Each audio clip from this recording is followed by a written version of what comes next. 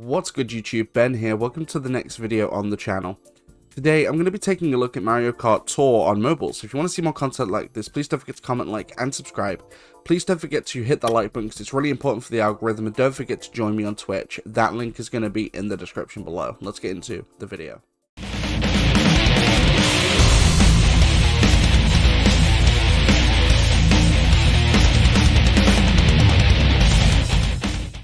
Alright, so I'm an avid Mario Kart 8 player on the Switch. I've played a lot of Mario Kart 8 in my time. I'm like 7,000 to 8,000 rank in multiplayer, so I'm pretty high ranked, and I've been playing this for about an hour. And this game is actually kind of interesting. I know it came out quite a while ago, but I've only just gotten around to playing it. Stupid connection errors. I've only just gotten around to playing it, and it's definitely an interesting take on Mario Kart, because obviously, this is the first Mario Kart game that's been released on a platform that isn't officially Nintendo. Hello, can I please join a race? Like, this is the first one that was released on a platform that wasn't, you know, obviously made by Nintendo directly. And it's definitely interesting. Play as Bowser, why not? Use that. There we go. This is definitely an interesting take on Mario Kart, because obviously it doesn't have controller support, so it's just, like, either motion controls or touchscreen controls. As you can see, I'm playing actually on mobile. I'm not using BlueStacks or anything.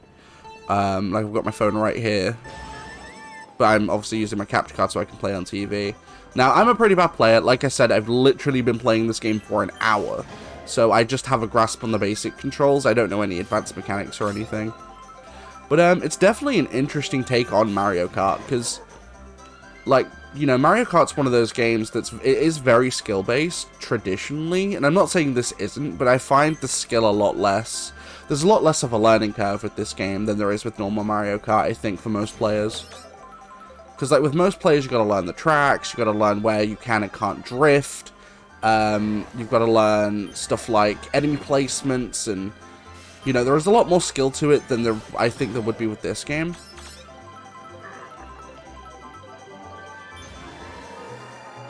And we're Big Bowser. Oh gosh. Drift. Oh my god. So, but this is definitely an interesting game, but I'm one of those people, I find myself wishing that there was native controller support. And before anyone goes into the comments below and mentions, well, if there was controller support, it would unbalance the game. And I'm like, not really. My stance is, you know, there are games out there on Android that allow for controller support. And what they do is they split the servers, so that people playing on controller can only play with people on controller, and touchscreen vice versa, like Call of Duty Mobile does it.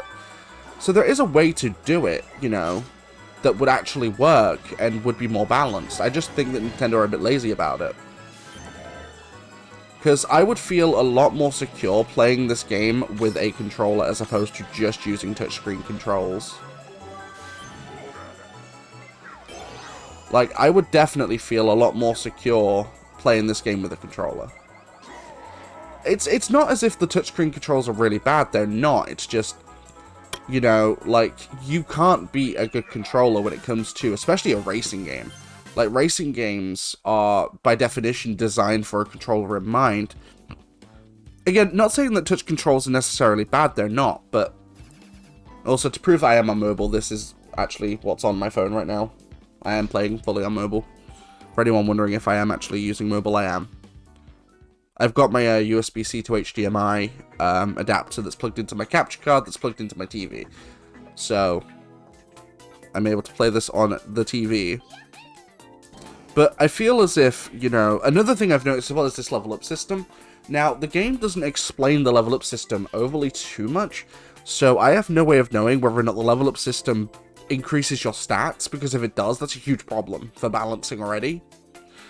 So if that is the case, I feel like adding controller support wouldn't necessarily unbalance it any more than it already would be. Because I feel like, you know, if there is a level up system in place that increases your stats, I feel as if, you know, that's already unbalanced enough as it is anyway. So it wouldn't, but again, I can't say for certain because I don't know. I don't know. I haven't read anything that says it does, but I haven't read anything that says it doesn't either. They don't go into too much detail with it, which is weird. So, at the moment, I have no clue. I don't know whether or not it does or doesn't unbalance the game already anyway. Like, a lot of the stuff in this game is kind of left to be a little bit ambiguous. They don't exactly go into a lot of detail with some things.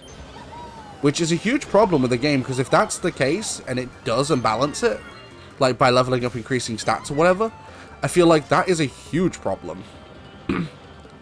Like, because it kind of unbalances the game a bit. You know, it makes it a bit unfair for newer players. Because like I said, this is the first time I played the game. Like, I've been playing for the past hour, and, you know, like, if that's... I've noticed the level up system, and it doesn't exactly go into great detail as to what it entails, so I don't know. Like...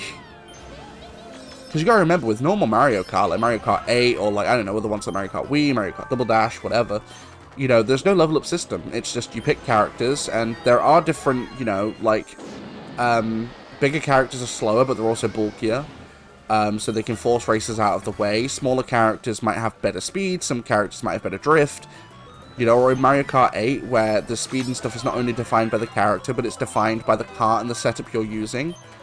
I feel as if it probably should be a thing where, like, kind of like that, where you customize your kart, and that allows you to make changes based upon that. I don't know why they didn't keep that system from Mario Kart 8, to be honest. I mean, they kind of have, because you can customize a lot, but, again, it doesn't necessarily clear in detail what actually increases what mechanic, if that makes sense. Like, you know, what increases the speed, or what increases your handling, or what increases... you know, your drifts or whatever. It doesn't go into great detail about that stuff. And I just feel it probably could have done. Like, they definitely could have gone into a bit more detail about this stuff. Because it would clear up a lot of confusion. Because I've seen a lot of people online getting confused about it too. Like, a lot of people online don't know how to take it, so it's just kind of weird, really. But let me know in the comments below what your thoughts are on this game. I think it's decent for a kart racer on mobile. I wish it had controller support, but the touchscreen controls aren't terrible, so... but let me know in the comments below. Anyway, if you liked the video, don't forget to hit that like button, because it's really important for the algorithm. Don't forget to subscribe, and don't forget to join me on Twitch. That link is in the description below, and I'll see you guys next time.